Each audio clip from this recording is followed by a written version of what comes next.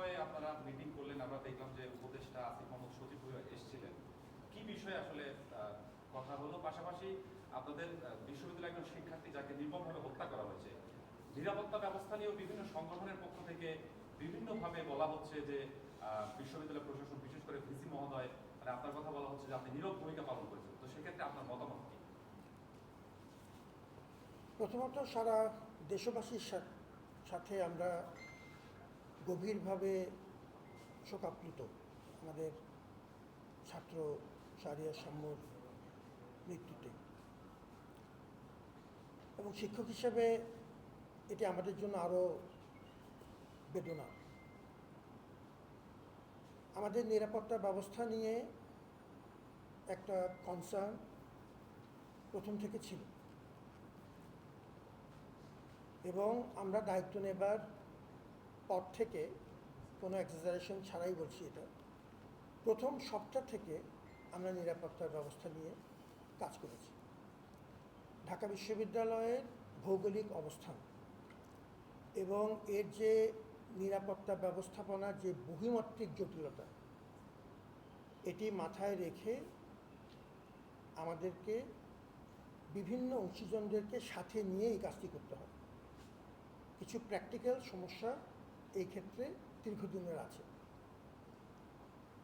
যদি আমরা সোহরাওয়ার্দী উদ্যানের উদাহরণ দেই, এই উদ্যানটি ঢাকা বিশ্ববিদ্যালয়ের ভেতরে পড়ে না। এটি মূলত আমাদের গণপূর্ত মন্ত্রণালয় এবং সাউথ সিটি কর্পোরেশন তাদের যৌথ পরিচালনায় এটি পরিচালিত হয়। গণপূর্ত মন্ত্রণালয় এই স্থানের মালিক, কিন্তু এটি আমাদের সন্নিহিত, আমাদের সাথে প্রতিদিনের তাদের যোগাযোগ বিষয় আছে। আমরা আমাদের সীমিত সামর্থ্যে প্রথম চেষ্টা করেছি আমাদের কিছু অ্যাক্সেস কন্ট্রোল করতে। এরপরে আমরা চেষ্টা করেছি গাড়ি ঘোড়ার নিয়ন্ত্রণ একটা নির্দিষ্ট সময় বেঁধে দিতে। আমাদের যেহেতু লোকবলের মারাত্মক ঘাটতি, আমরা বিশেষ কিছু বরাদ্দ দিয়ে কিছু ভলান্টিয়ারের ব্যবস্থা আমরা করেছি। এগুলি সবই করেছি ছাত্রদের সরাসরি দাবির পরিপ্রেক্ষিতে, ছাত্রদের সাথে প্রতিনিয়ত আলোচনা করে। এরপরে আমরা এই সাথে আনসারের সাহায্য নিলাম এবং আনসার ডেপ্লয় করলাম। এগুলোর জন্য আমাদের আলাদা কোনো বাজেট নেই, বিভিন্ন পুরো ইউনিভার্সিটি ডেফিসিটে চলছে, তারপরেও এই কাজগুলো আমরা প্রতিনিয়ত করে গেছি। কিছুটা সফলতা এসছে, কোনো কোনো ক্ষেত্রে আরেকটু সহযোগিতা যেটা আমরা আশা করেছিলাম, কোনো কোনো মহল থেকে সে সহযোগিতা আমরা পাইনি। ফলত বিশেষ করে আমরা বহিরাগত এবং যানবাহন নিয়ন্ত্রণের ক্ষেত্রে আরেকটু সহযোগিতা পেলে হয়তো আরেকটু কার্যকরভাবে আমরা কাজটি করতে পারতাম। কিছুটা হয়েছে। তাতে মূল যে যুক্তিটা তখন তোলা হচ্ছিল যে ঢাকা বিশ্ববিদ্যালয় যেহেতু একটি জনপরিসর, আমরা কারো যান নিয়ন্ত্রণ করতে গেলে, কারো গতিবিধি নিয়ন্ত্রণ করতে গেলে এটি ব্যক্তি স্বাধীনতার উপর হস্তক্ষেপ হয়।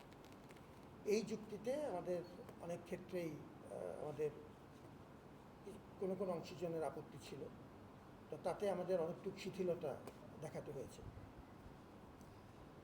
এরপরে যেহেতু এটা অংশীজন ভিত্তিক ব্যবস্থাপনা আমাদের করতে হবে, এই ব্যাপারটি ঢাকা বিশ্ববিদ্যালয়ের এককভাবে করার কোনো সুযোগ নেই। আজকে যে মিটিংটা, যে কথা আপনি গুরুত্বপূর্ণ প্রশ্ন তুলেছেন, যে আজকের মিটিংটি আমরা জরুরি ভিত্তিতে 1 ঘন্টার নোটিসে আমরা কল করেছি, এবং এই মিটিংয়ে আমাদের যে প্রধান অংশীজন, বিশেষ করে সোহরাওয়ার্দী উদ্যান ব্যবস্থাপনার সাথে জড়িত গণপূর্ত মন্ত্রণালয়, ঢাকা দক্ষিণ সিটি কর্পোরেশন, আমাদের ঢাকা মেট্রোপলিটন পুলিশ এবং আমাদের ঢাকা বিশ্ববিদ্যালয়ের বিভিন্ন দপ্তর, আমরা এর সাথে এর আগে বিভিন্ন সময় যে রেডগুলো করেছিলাম তাতে মাদকদ্রব্য নিয়ন্ত্রণ অধিদপ্তরকেও যুক্ত করেছিলাম। আজকে কিছু খুব গুরুত্বপূর্ণ সিদ্ধান্ত এই ঘটনার পরিপ্রেক্ষিতে আমরা তাদের সাহায্যে নিয়েছি, তাদের সাহায্য এক্ষেত্রে আমাদের দরকার। প্রথমত, আমরা রাজুর পেছনের যে দেয়ালটি, এটি স্থায়ীভাবে দেয়ালটি আমরা বন্ধ করি, এবং সেই জন্য আমরা ঐক্যমতে পৌঁছেছি আমাদের গণপূর্ত মন্ত্রণালয়ের সাথে। তারা আপনারা দেখবেন যে আজকে বিকেলেই তারা ফিল্ড ইন্সপেকশনের কাজ শুরু করেছে এবং আমাদের সাথে আমাদের স্থানীয় সরকার মাননীয় উপদেষ্টা, আমাদের প্রিয় ছাত্র আসিফ মোহাম্মদ সজীব ভূঁইয়া, তিনিও আমাদের সাথে যোগ দিয়েছিলেন, তিনিও এটিতে আমাদেরকে সহযোগিতা করছেন। দেয়ালটা বন্ধ করে দেওয়া হবে, রেইড শুরু হবে কালকে থেকেই দেখবেন। রেইড এর আগেও আমরা আমাদের এই গত 8-9 মাসে ন্যূনতম 5 বার আমরা রেইড করেছি। রেইডের ক্ষেত্রে ফলটা ধরে রাখাটা কঠিন হচ্ছে, কারণ কিছুদিন তার ফল থাকে, তারপর আবার পুরানো অবস্থায় ফেরত যাওয়ার একটা প্রবণতা থাকে, যেহেতু অনেক রকম স্বার্থ গোষ্ঠী এর ভেতরে জড়িত থাকে। আপনারা সবাই জানেন, এটা সাংবাদিক হিসেবে আমাদের চেয়ে আরও বেশি জানেন। এবার আমরা যেটা করার চেষ্টা করছি যে রেইডগুলো নিয়মিত করে মন্ত্রণালয়ের নেতৃত্বে একটা কমিটি করে দিতে, যেটা আমাদের প্রতিনিধিরাও থাকবে গণপূর্ত মন্ত্রণালয়ের নেতৃত্বে, যে কমিটি তদারকির কাজটুকু করবে। তারা রেইডের ব্যাপারটাকে সুসমন্বিত করা এবং একটা নিয়মিত তদারকির মধ্যে রাখা, যাতে এটা এককালীন না হয় যে আমি হঠাৎ একদিন রেইড করলাম তারপর অনেক দিন কিছু আর করলাম না। এটাকে যেন নিয়মিত করা যায় মন্ত্রণালয়ের মাধ্যমে। আমাদের তরফ থেকে আমরা প্রতিনিধি দেব। পর্যাপ্ত লাইটের ব্যবস্থা করা, আলোর ব্যবস্থা করা, সেটির জন্য আমরা সিদ্ধান্ত নিয়েছি এবং গণপূর্ত মন্ত্রণালয় আমাদেরকে সহযোগিতা করবেন। তারা তাদের দায়িত্বে কাজটি করে দেবেন বলে সম্মত হয়েছেন, তাদের প্রতি ধন্যবাদ। সিসিটিভির ব্যবস্থা করা, এটি আমরা গণপূর্ত মন্ত্রণালয়কে অনুরোধ করেছি, সেটিও তারা রাজি হয়েছেন।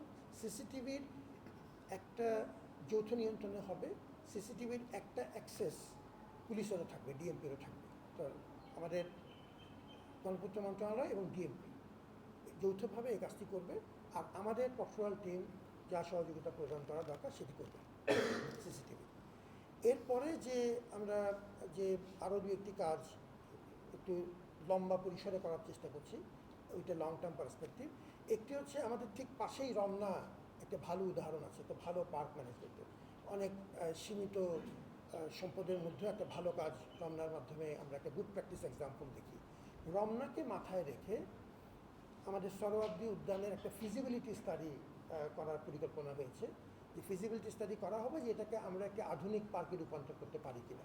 তো সেটার জন্য এটা গণপূর্ত মন্ত্রণালয় সমন্বয় করবেন, কিন্তু গণপূর্ত মন্ত্রণালয়ের এই উদ্যোগে অংশীজনদের সাথে আমরা বিশেষজ্ঞ, আমাদের যে বিশেষজ্ঞ সহকর্মী অধ্যাপকরা আছেন, যেমন আমাদের সেন্টার ফর আরবান স্টাডিজ আছে, এই জাতীয় বিশেষজ্ঞদেরকে আমরা মন্ত্রণালয়কে সাহায্যের জন্য আমরা আমাদের বিশেষজ্ঞদেরকে ডেপুটেশনে বা ডেপ্লয়মেন্টে দেব, এবং এর সাথে আমাদের প্রক্রিয়ার টিমও থাকবে এটির সাথে। এছাড়া আমার ডেডিকেটেড পুলিশ বক্স, হ্যাঁ, আরেকটা যেটা গুরুত্বপূর্ণ, ধন্যবাদ মহোদয়, আরেকটা যেটা গুরুত্বপূর্ণ সেটা হচ্ছে আজকে ডিএমপির সাথে আমাদের খুব একটা প্রোডাক্টিভ আলোচনা হয়েছে যে উদ্যানকে মাথায় রেখে, সরোয়ার্দী উদ্যানকে মাথায় রেখে একটা ডেডিকেটেড একটা পুলিশ বক্স করা যায় কিনা, শুধুমাত্র সরোয়ার্দী উদ্যানকে মাথায় রেখে। তো সেটি তারা অ্যাক্টিভ বিবেচনা করবেন, আমাদেরকে তার ফলাফল তারা জানাবেন ডিএমপিকে। তো আমরা এই পদক্ষেপগুলো আমরা দ্রুততম সময়ে কার্যকর করব। আজকে এই যে আমি এখন কথা বলছি, অলরেডি ফিল্ড ইন্সপেকশনে টিম গেছে। তো আমাদের তরফ থেকে এই নিরাপত্তার ব্যবস্থার নিয়ে আমাদের কনসার্ন আপনাদের সবার মতোই, আমরা সর্বোচ্চ চেষ্টা চালিয়ে যাচ্ছি নানা রকম সীমাবদ্ধতার মধ্যে।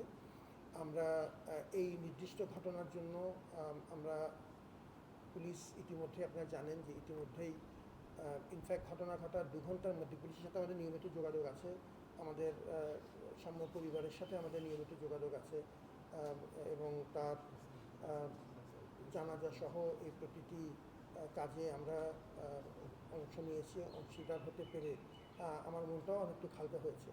তার জন্য আমাদের দোয়া সারা দেশবাসীর জন্যই।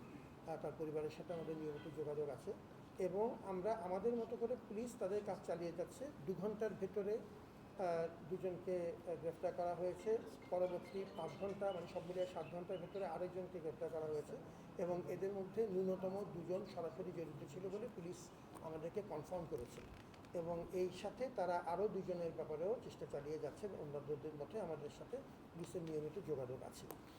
আর আমরা আমাদের তরফ থেকে একটা তদন্ত কমিটি করেছি বিশ্ববিদ্যালয়ের তরফ থেকে 3 দিনের মধ্যে তদন্ত কমিটির উত্তর একটি রিপোর্ট জমা দেওয়ার জন্য বলা হয়েছে।